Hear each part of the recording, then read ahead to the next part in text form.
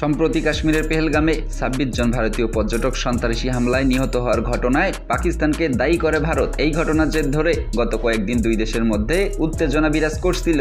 ভারত পাকিস্তানের এই সংঘাতে রাশ লেগেছে ক্রিকেট জগতেও। দুই দেশেই এখন ঘরোয়া ফ্র্যাঞ্চাইজি লিগ চলছে, যেখানে বিভিন্ন দেশের নামকরা খেলোয়াড়রা অংশ নিচ্ছেন। পাকিস্তানের চলমান পাকিস্তান সুপার লিগ PSL এ আছেন অনেক বিদেশি ক্রিকেটার, যাদের মধ্যে আছেন বাংলাদেশের দুই উদীয়মান বোলার নাহিদ রানা এবং রিশাদ হোসেন। PSL এ নাহিদ খেলছেন পেশোয়ার জালমিল হয়ে এবং রিশাদ হোসেন খেলছেন লাহোর কালান্দাসের হয়ে। গ্রুপ পর্বে তাদের দলের এখনো যথাক্রমে 2টি এবং 1টি করে ম্যাচ বাকি।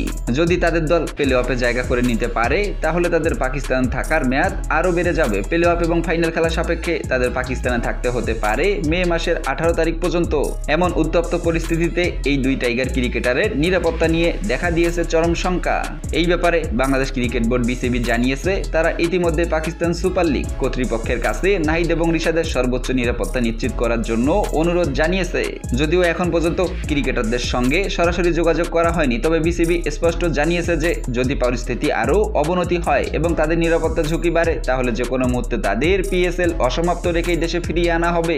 এমন পরিস্থিতিতে দুই ক্রিকেটারের ভবিষ্যৎ নিয়ে চূড়ান্ত সিদ্ধান্ত নির্ভর করছে সামনের দিনগুলোতে পরিস্থিতির উপর।